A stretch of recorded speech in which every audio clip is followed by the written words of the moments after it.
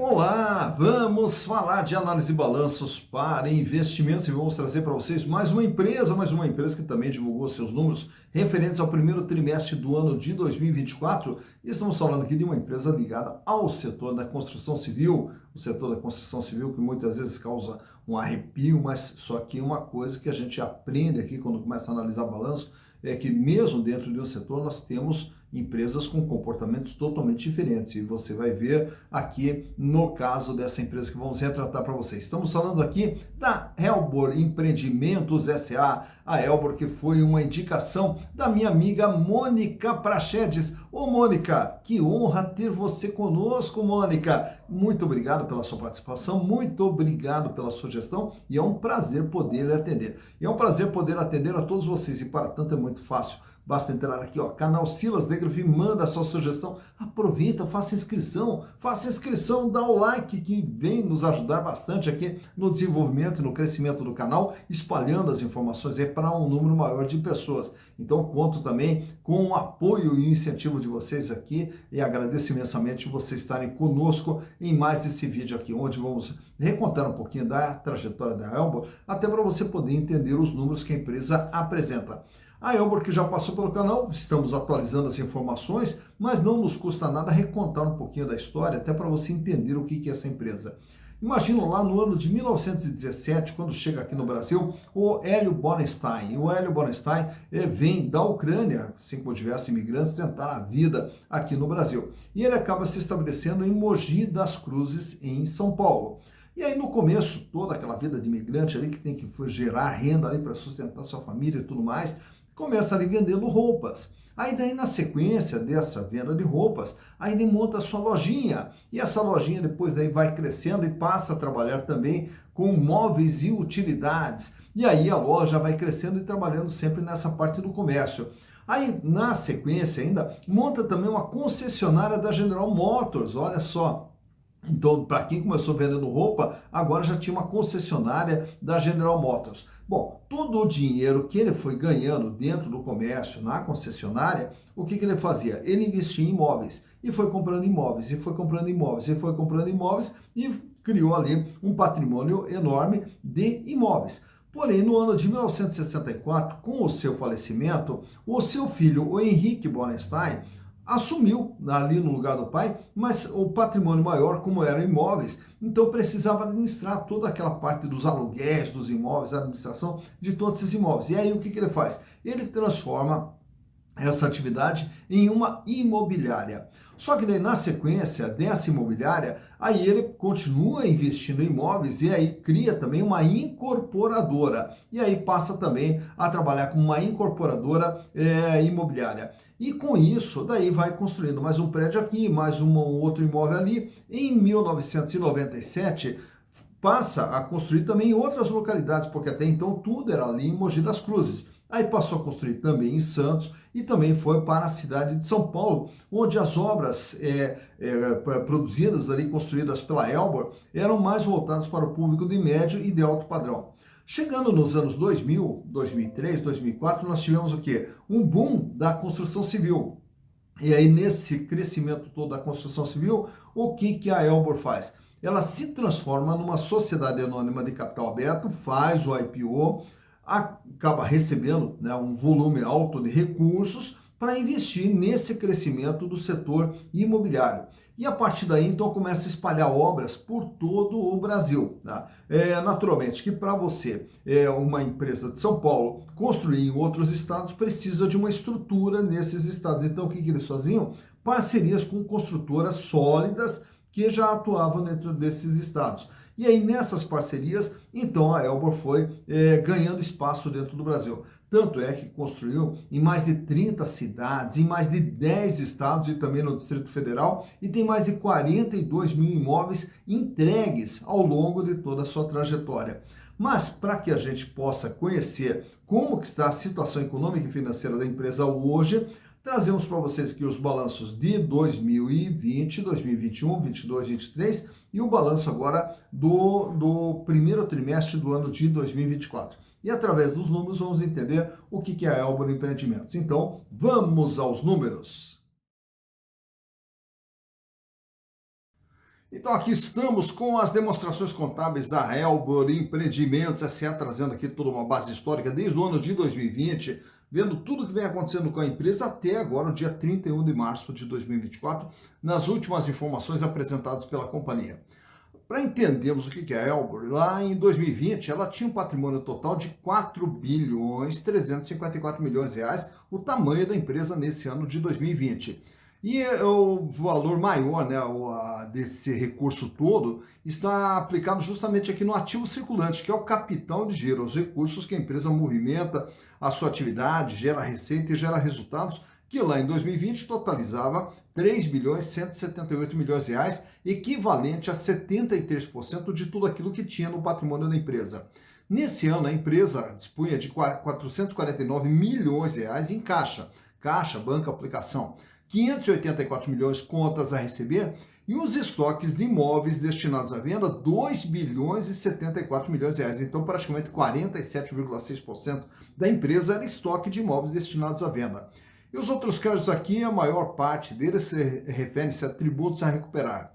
Já em 2021, a empresa praticamente estável, 4 bilhões 372 milhões de reais. E aí o que nós temos aqui? Uma redução do capital de giro para 2 bilhões 707, diminui um pouco o volume de caixa para 375 milhões, diminui o contas a receber para 303 e os estoques também caem para 1 bilhão 914. Em contrapartida, nós temos o quê? Um aumento aqui dos estoques de imóveis que a empresa compra, que ainda não sofreram as obras, ainda não receberam as obras, então são imóveis mais para longo prazo, então registrados aqui nesse realizar a longo prazo. E também nos investimentos aqui nós temos as participações que a Helbor tem em outros empreendimentos, e que daí entra aqui como se fosse não, na verdade são investimentos feitos nesses empreendimentos. Em 2022, aí a empresa pula para 5 bilhões 197 milhões de reais, o capital de giro volta para casa dos 3 bilhões, 335 milhões o caixa, 457 milhões o contas a receber e os estoques voltam também para casa dos 2 bilhões 135 milhões de reais.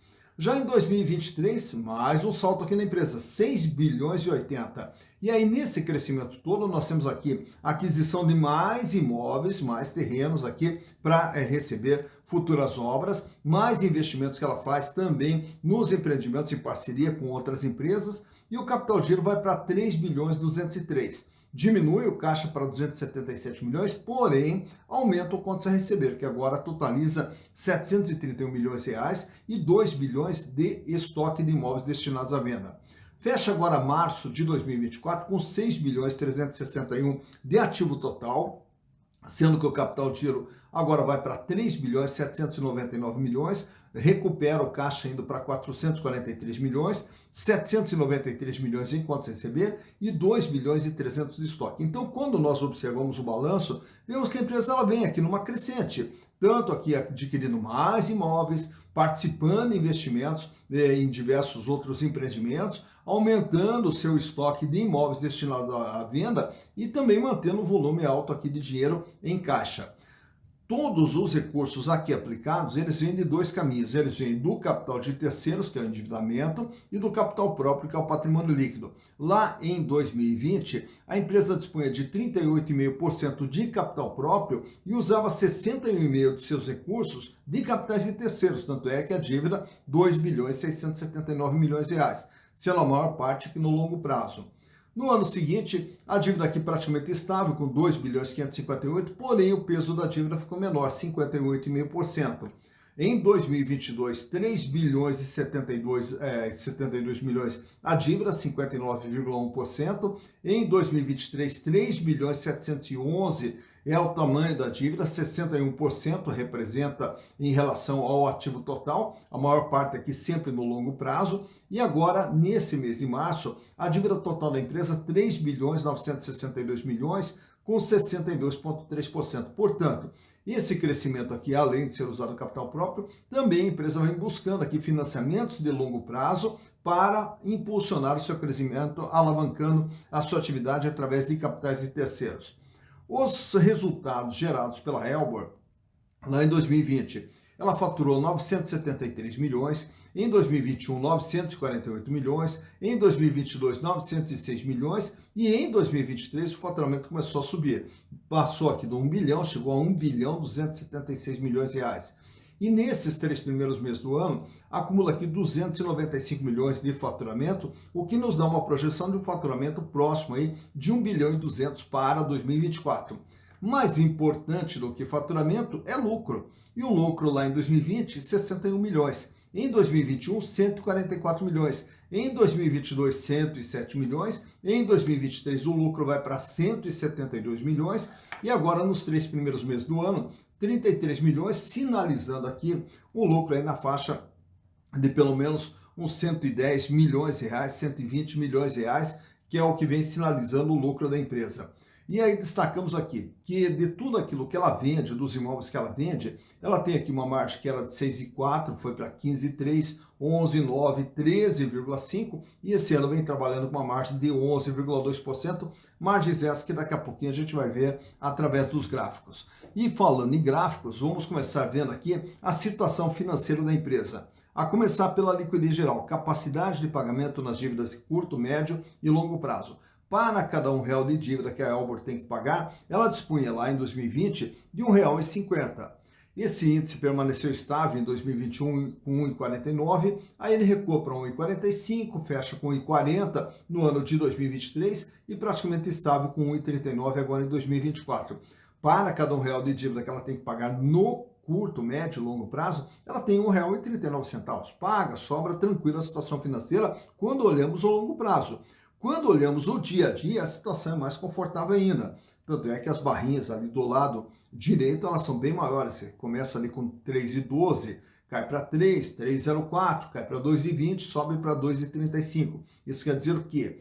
Para cada R$1 de dívida que ela tem que pagar no dia a dia, a Elbor dispõe de R$ 2,35. Paga, sobra, uma situação financeira extremamente confortável.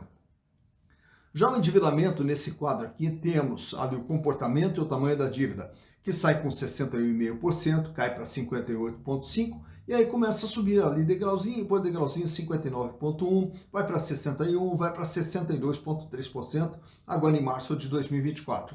Em relação a tudo aquilo que tem no patrimônio da empresa, ela tem uma dívida de 62,3%. Nesse quadro aqui temos alguns indicadores relacionados à rentabilidade, a começar ali pela margem líquida, que é o que nós vimos há pouco ali na DRE, que é o que sobra de tudo aquilo que ela gera de receita, que ela vai pagar seus custos, suas despesas operacionais, seu resultado financeiro, seus impostos e sobrava 6,4% em 2020. Essa margem sobe para 15,3% em 2021. Aí ela recua para 11,9% em 2022, sobe para 13,5% em 2023 e esse ano vem trabalhando com uma margem de 11,2%. Já o gráfico do meio trata da rentabilidade do ativo, o ganho em relação àquilo que foi investido no patrimônio. E aí ele sai com 1,42%, vai para 3,31%, cai para 2,07% e sobe para 2,84% nesse dezembro de 2023. E o terceiro gráfico à direita é o que os acionistas estão ganhando por ter as ações da Elbor. 3,70% lá em 2020, 8% em 2021, 5,1% em 2022 e em 2023, através dos lucros gerados, os acionistas tiveram ganho de 7,3%. Ao falarmos em acionistas, nesse quadro aqui temos alguns indicadores relacionados às ações. Uma ação da Elbor vale patrimonialmente, isso quer dizer o quê? Se pegarmos todo o patrimônio e dividíssemos entre os acionistas, caberia a cada ação R$ 10,56. Porém, para você comprar uma ação da Elbor, você vai pagar apenas R$ 2,30. Então veja que é um valor muito pequeno perto daquilo que ela vale efetivamente em termos de patrimônio. Tanto é que o deságio é de 78% medido pelo PVP, preço por valor patrimonial, que fechou em 0,22. Lucro por ação nos últimos 12 meses, 38 centavos, o que dá uma rentabilidade com base no valor de mercado de 16,52%. Em 2024 está previsto uma distribuição de dividendos de apenas 9 centavos, o que dá um yield de 3,70%. Relação preço/lucro 6,05, quer dizer, 6 anos para você ter o retorno dos seus investimentos através dos lucros gerados. E o free float, 49% das ações circulam livremente no mercado, fora da mão dos controladores. E o tag along da Elbor é de 100%. Isso quer dizer que se a empresa for vendida, é garantido para os minoritários o mesmo tratamento que for oferecido aos majoritários. E fechando esse gráfico aqui, trazendo desde 2019 o valor e o comportamento das ações da Elbor ao longo de todo esse período. E vejam lá que em 2019 as ações eram cotadas ali na faixa de R$ 6,20, R$ 6,30. E ainda em 2019, começo de 2020, ela chega a beliscar lá R$ 25. Então ela tem um salto fantástico em 2019. Quando vem a pandemia, ela volta ali para a faixa dos R$ 6. E aí sobe novamente na metade de 2020, na faixa ali de R$ 16, só que daí na sequência você vai vendo ali que no gráfico ele vai acumulando ali uma série de quedas sucessivas, lentas e sucessivas, ao longo de todo esse período. E aí ela começa a trafegar ali na faixa de R$ 3, R$ 4, entre 2022 e 2023, e entra agora 2024 praticamente nessa mesma linha com pequenas quedas, tanto é que a cotação fecha em R$ 2,30 na data da gravação desse vídeo. Então por aqui você vê quando que as ações da Elbor tiveram seu maior valor, quando que elas tiveram seu menor valor e como que vem se comportando o valor das ações da Elbor Empreendimentos S.A. Tá, então, mais uma empresa analisada vinda lá de Mogi das Cruzes. Falar em Mogi das Cruzes, meu grande abraço para todo mundo aí de São Paulo, todo mundo que sempre está ligado aqui no canal Silas Negro, participando junto conosco.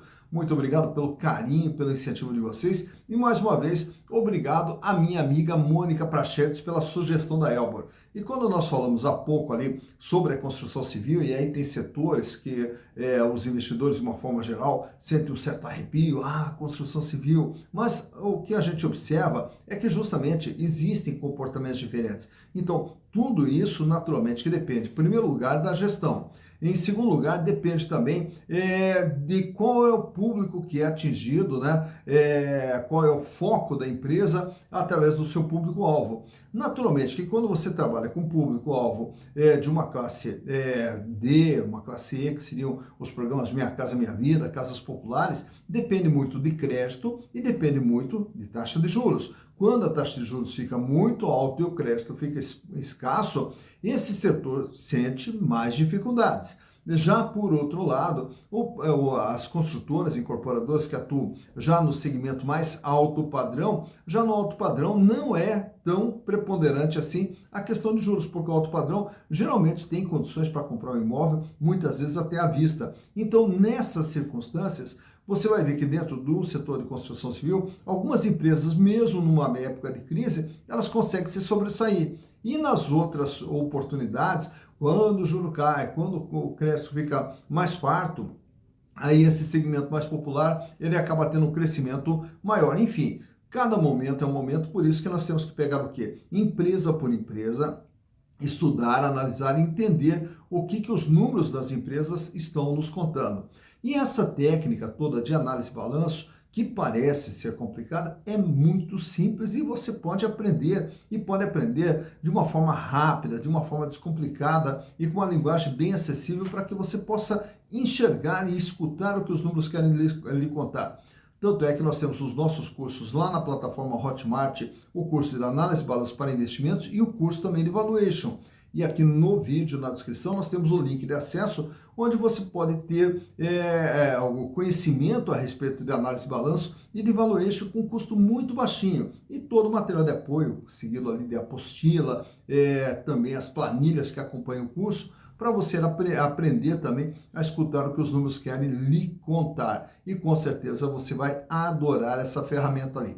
E também no vídeo, vai ficar lá no curso, tem também o nosso WhatsApp lá à disposição para esclarecimento de dúvidas, onde a gente vai estar junto aqui acompanhando vocês nesse seu desenvolvimento, na busca de mais conhecimento. Por quê? Através do conhecimento você vai conseguir fazer escolhas melhores, escolher empresas com menos risco e com mais potencialidade de retorno para poder construir o seu patrimônio. Patrimônio esse que lá na frente possa lhe proporcionar uma vida mais digna e uma vida cada vez melhor, que é o que nós desejamos para vocês.